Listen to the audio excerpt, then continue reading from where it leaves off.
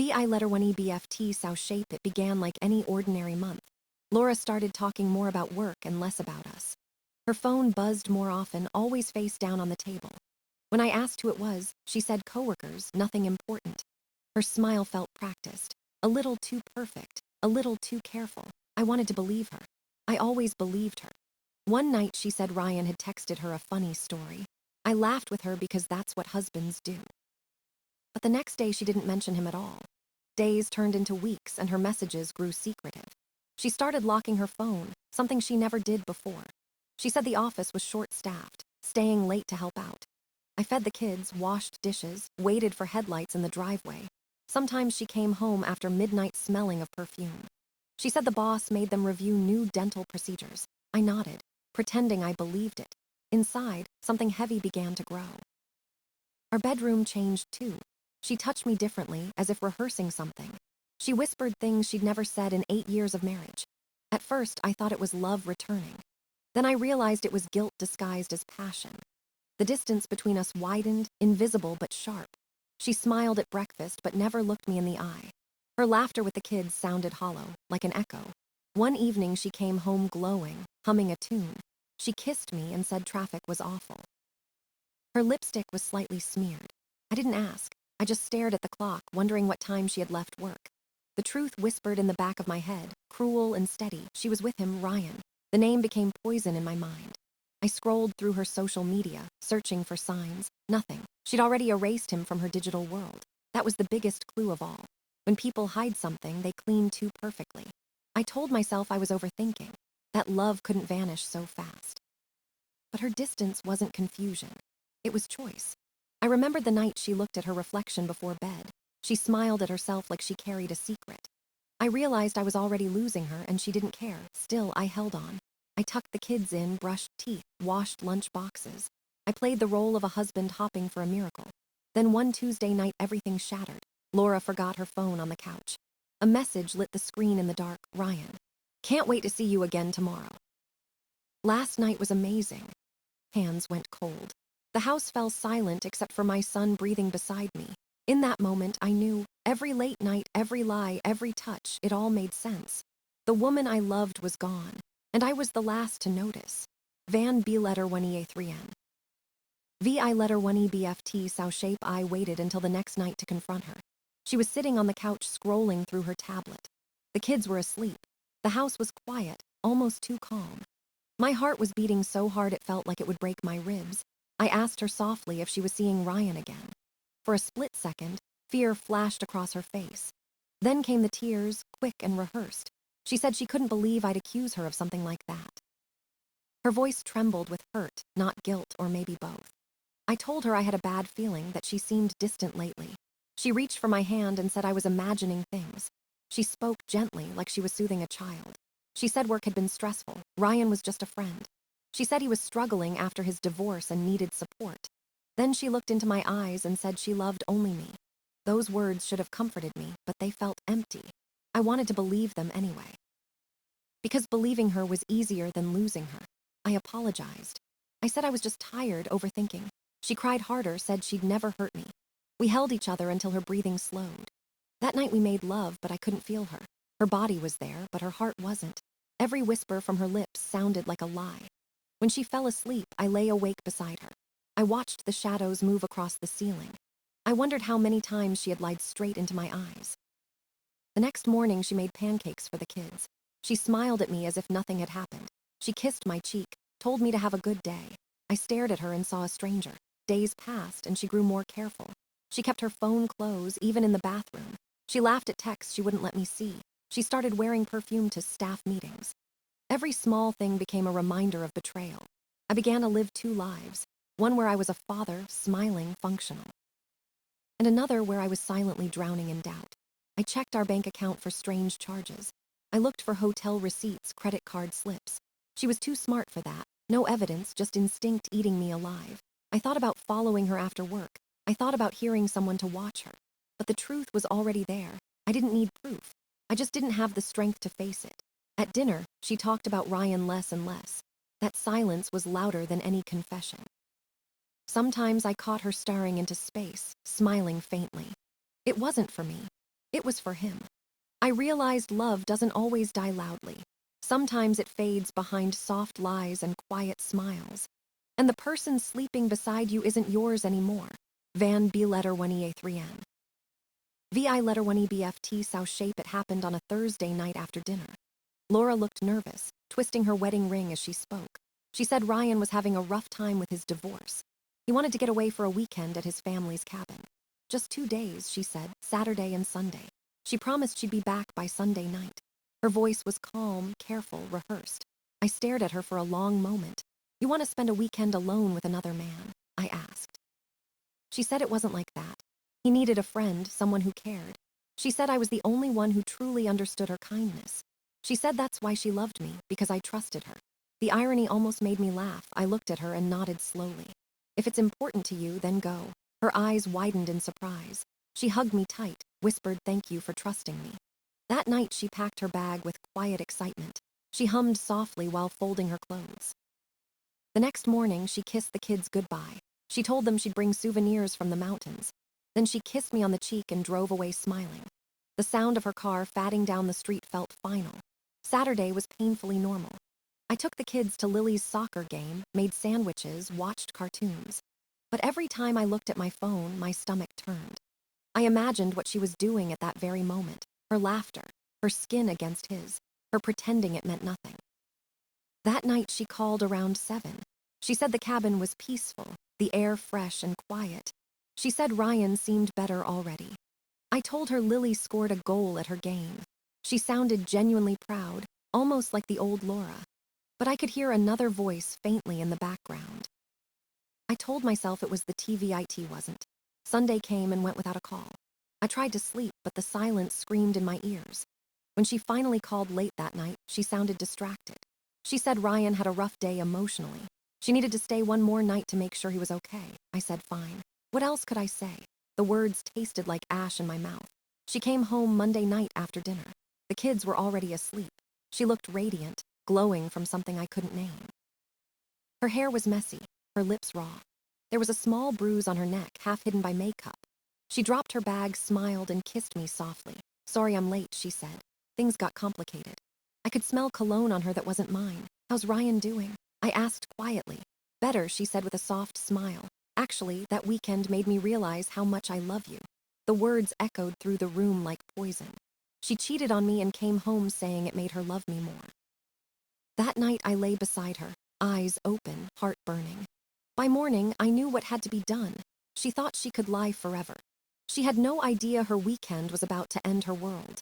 Van B letter 1EA3N. VI letter 1EBFT South shape. The next morning I woke up before sunrise. Laura was still asleep, peaceful, like nothing had happened. I looked at her and felt nothing but cold clarity. This wasn't the woman I married. This was someone who thought lies could build love. So I started planning, not to shout, not to beg, but to end it the right way. I went to an electronics store that afternoon, bought a small voice recorder and a tracking app subscription. While she showered that night, I slipped the recorder under her car seat. While she napped on the couch, I installed the software on her phone. It took less than 2 minutes. For the next 2 weeks, I listened. Every phone call, every whisper, every laugh with Ryan. She told him she loved the thrill of sneaking around. She said lying to me made her feel powerful. She even joked that I'd thank her for being a good friend. I clenched my jaw and kept recording. The tracker showed every stop she made. Every staff meeting was a hotel or parking lot. The lies were clockwork, precise, practiced. I collected everything, photos, voice clips, timestamps. Then something unexpected happened. Ryan started posting online. A photo of 2 wine glasses by a fire. A morning view through a cabin window. Perfect way to wake up. His caption said, I knew those curtains. I'd seen them in a hotel downtown. The same weekend she said she was with him upstate. The evidence kept piling up. But I wasn't satisfied with just proof. I wanted to understand the man who helped destroy my family. So I hired a private investigator. 2 weeks later, he handed me a folder. Ryan was a walking disaster. Fired twice for stealing from his employers. Behind on child support. Sued by his ex-wife for hidden assets. Evicted once already for unpaid rent. The successful businessman Laura admired was a fraud.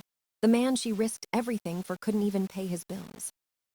I stared at the report and felt an odd calm. The anger drained away, replaced by precision. If they wanted to play games, I would play better. I moved money into separate accounts, copied all our documents into a safety box, met with a divorce attorney who specialized in high-conflict cases. Every detail mattered. I started pretending again, smiling at Laura, thanking her for dinner, acting like nothing changed. I even suggested we should have Ryan over sometime. Her face lit up like a child's. She thought she'd won. She thought I trusted her again. But trust was gone. All that remained was the plan. I called it D-Day. The day she'd learn what real betrayal felt like. Every lie she told would come crashing down at once. And I'd be there to watch it all burn. Van B letter 1EA3N. VI letter 1EBFT Sow came faster than I expected. Laura spent all morning cleaning the house. She changed outfits 3 times, checked her reflection every few minutes. She said she wanted everything to be perfect. I told her it already was. Inside, I was counting hours. At 6 o'clock, Ryan's car pulled into the driveway. He looked exactly like I imagined, too confident for his own good. He brought flowers and a cheap bottle of wine. Laura's eyes sparkled when she saw him. I forced a smile and shook his hand. "So great to finally meet you," he said. "Likewise," I answered. Dinner started calm, almost normal. Ryan complimented the food, the house, even my job. He laughed too loudly, touched Laura's shoulder too often. She blushed like a teenager. Every small gesture burned into my mind. At 6:30, Mark and Lisa arrived. They greeted Laura warmly, pretending to be old friends. She didn't know Mark was my divorce lawyer, or that Lisa was the investigator who tracked her affair. At 6:45, Dr. Harris showed up, looking confused. He was her boss, the man she claimed kept her working late. I thanked him for coming. Laura froze when she saw him. By 7, everyone was seated around the patio table. The kids were at my parents' house, just as planned. I set down the last plate of food and looked at Laura. She smiled nervously, sensing something was wrong. "Before we eat," I said, "I want to thank Laura. She's been such a wonderful friend to Ryan during his hard time." Ryan nodded, raising his glass. "Your wife is amazing, man." I smiled. "She certainly gave you a lot of support." Laura's face went pale. "Mike, what are you doing?" she whispered. "Just sharing some memories," I said. I took out the first set of photos, 2 wine glasses, a cabin window, a restaurant at 11 a.m. on Monday morning. "The same time you called me about Ryan's lawyer emergency." Dr. Harris frowned, recognizing the lie. Laura opened her mouth, but no sound came out. Then I played the recording from her car. Her voice filled the air. "He's so trusting, it's pathetic." Ryan's laughter followed. They joked about moving him into our spare bedroom. I stopped the playback. "Pathetic," I repeated quietly. "That's what you called my trust." Dr. Harris looked away, disgusted. I turned to him. "All those late nights, all those meetings, she was never at your office."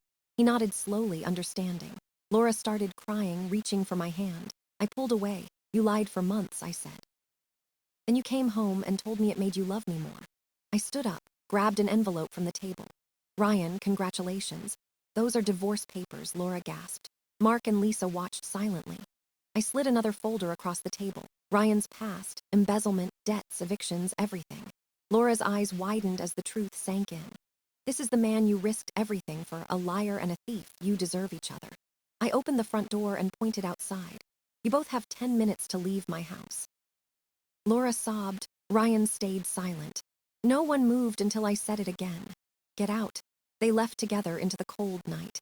And I closed the door on the last lie she ever told me. Van B letter 1EA3N.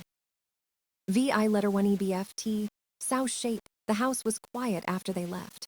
Only the ticking of the clock filled the room. I sat there for a long time, staring at the empty chairs. It was over, but the silence felt heavier than ever. I went upstairs, packed her clothes into boxes. The perfume on her dresser still lingered. I sealed every box with tape and carried them to the garage. By midnight, the house no longer smelled like her. I slept for the first time without nightmares. The next morning, my lawyer filed the divorce papers. Mark said it would be a clean case. I had everything: proof, witnesses, motive. Laura tried calling me for days. I didn't answer. Then came the emails. She said she was sorry. She said it was a mistake, that she didn't mean to fall in love with him. I deleted them all without reading to the end. A week later, she showed up at my office. Her face was pale, makeup smeared, voice shaking. She begged for another chance, said Ryan wasn't who she thought. Security escorted her out while my coworkers watched in silence. She called my parents next, then her own. No one convinced me to forgive her. Dr. Harris fired her the day after that dinner. Word spread quickly through the dental community. No clinic wanted to hire someone who lied to her boss and family. Ryan didn't last much longer either. His landlord evicted him after I sent the recordings. Apparently, his lease had a moral clause. His ex-wife's lawyer also received copies of everything.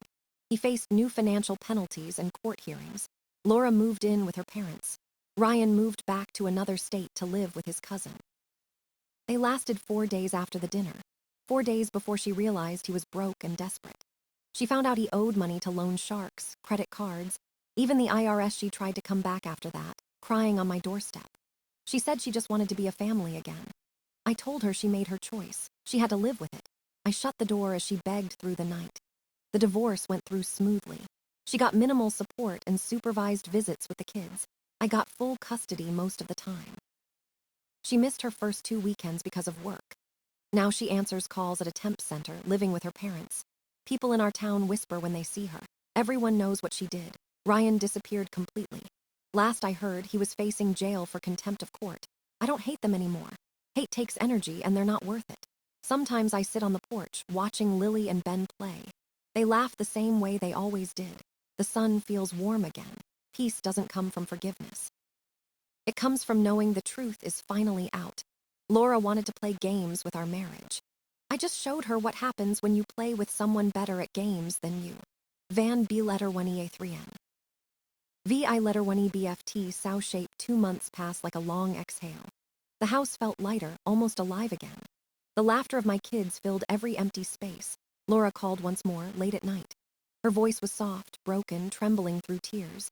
She said she missed us, that she couldn't sleep without the kids. I told her she should have thought about that before the lies. She asked if I still loved her. I didn't answer. Because love isn't something you can rebuild from ashes. She cried quietly, then hung up. That was the last time we spoke. Now my mornings are peaceful. Coffee, sunlight, the sound of my children waking up. Sometimes I remember the man I was before all this, naive, trusting, hopeful. He died the night she lied for the last time. What's left is someone stronger, quieter, and free. People say revenge doesn't heal. Maybe they're right, but truth does. And the truth is simple. Laura destroyed our marriage with her choices. I ended it with mine. And for the first time in years, I finally feel alive again. Van B letter 1E3N.